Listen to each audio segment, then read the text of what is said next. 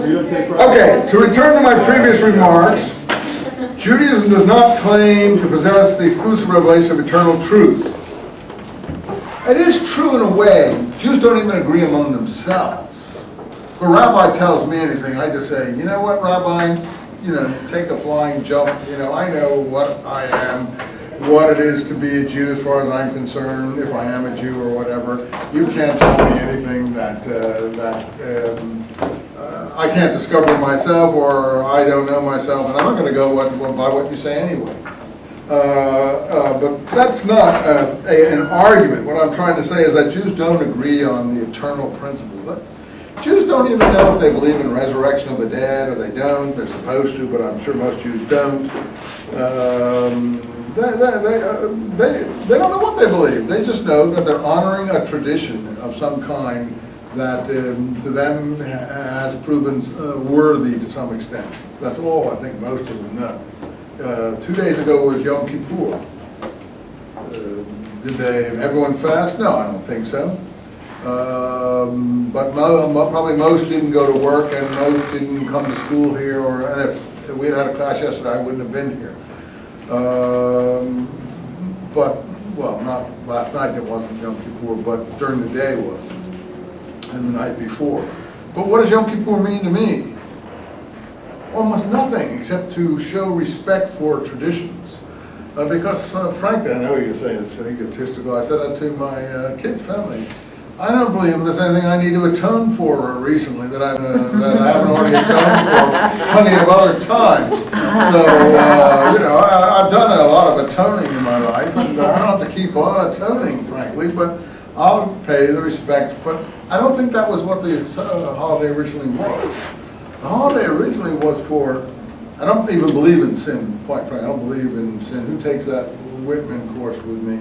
You took it, and Whitman said there is no sin. I'm on his side on that. I don't believe in the sin as such, I don't like the word. But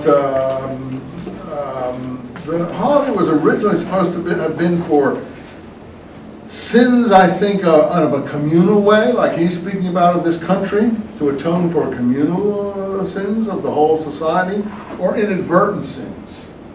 Sins you may have committed without knowledge. Other sins that you knew about, you were supposed to go up to the temple and bring a bird or something, or some other thing like that. You were supposed to, make a sin offering or whatever. If you knew what the sin was, you don't need the Day of Atonement.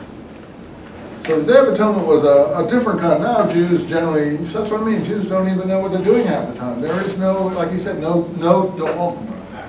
there's no central body of Judaism that everyone recognizes. There is no theology as such that applies to everybody.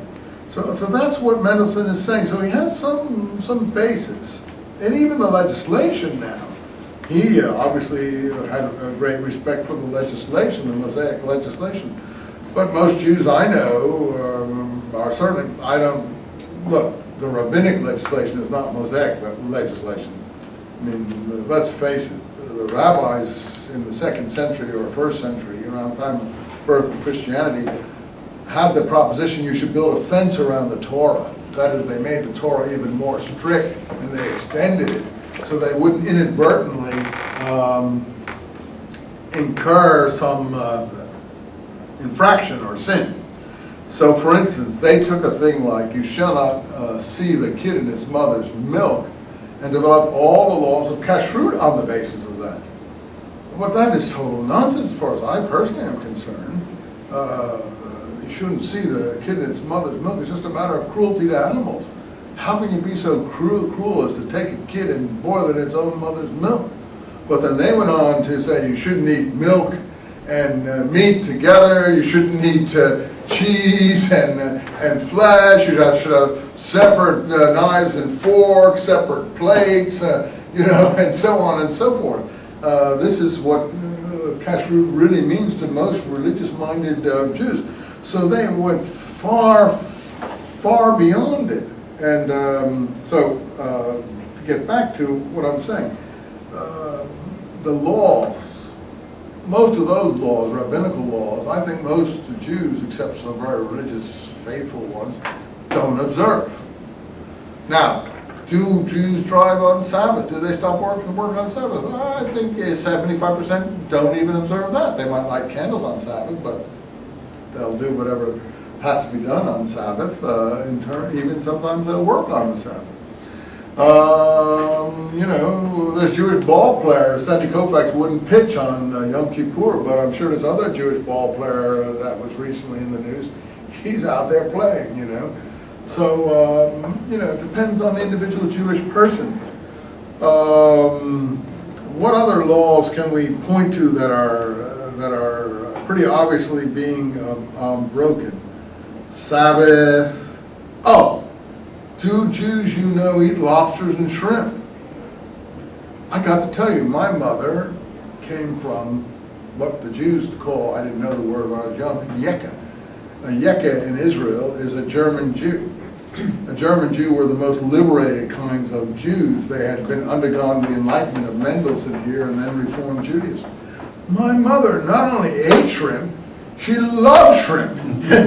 She would go out of her way to eat shrimp. But she never doubted the fact that she was Jewish, you see. But now an Orthodox Jew would be horrified by her. You know, so this is what I mean. Do most Jews observe even the Mosaic legislation? Only, I think, a central cadre really observed the Mosaic legislation today. Maybe I would say, if 10 or 15%, that would be lucky. They was some of it. Now, like Spinoza said, you take something like circumcision, and Spinoza basically said that at one point that if we're just circumcision, the Jews would still exist. Not to make it crude or anything, but I think he's right there. All Jews observe circumcision. Just about all Jews observe circumcision. They don't know why. They just do it. It's just like an immutable tradition. Period. And Hitler knew that, and therefore he pulled down their trousers and things like that to see who he was going to go after. But the point was, you know, it's just immutable. So if you take a law like that, and no one can tell you why. No one can tell you why. Now, if you want to call that a natural principle, you say, well, men should have been born that way, or whatever. But today we find that circumcision is helpful in certain disease situations where AIDS and other things are concerned, because obviously keeping cleanliness in that part of the body is more difficult than the other parts of the body. So there can be medical reasons, perhaps, that was originally behind. Yeah. I'm just trying to appropriate Mendelssohn's point here. Is he saying this as a defense for the Jews' ability to basically assimilate into society? Yeah, absolutely. That's exactly what he's doing. That is what he's doing. You've got it in a nutshell. Okay. So we maybe don't have to do his arguments, but I think we should do his arguments. So we'll just continue. But this is why I'm just talking about, he's saying Judaism is divine legislation. And I'm saying, well, yeah, but it's hardly even that. Most Jews don't even observe the legislation, but they still feel that they're Jewish in some way. You know, Rosh Hashanah, which just passed 10 days before Yom Kippur, it's supposed to be the head of the, Rosh means head, Shana means year, and I like to tell my students that, in fact, most of you may know this, but Rosh Hashanah is not the New Year. It's the first day of the 7th month. It is not the New Year. The New Year is around the time of Passover. That's the first month, around the time of Passover. So why do we go around saying Happy New Year? It's tradition. What is the tradition behind it? What Rosh Hashanah was the beginning of the prayer cycle in the temple. That the prayer cycle would renew itself on that day. The 7th month is actually a holy month. The Muslims have how should we put it? Absorbed it and changed it slightly, and they call it Ramadan. For them, it's the 8th month. What is Ramadan? And they fast, and they at night they eat and they fast. So they've taken Yom Kippur and they extended it throughout the whole month. But why is the 7th month that we're in now and just passing through it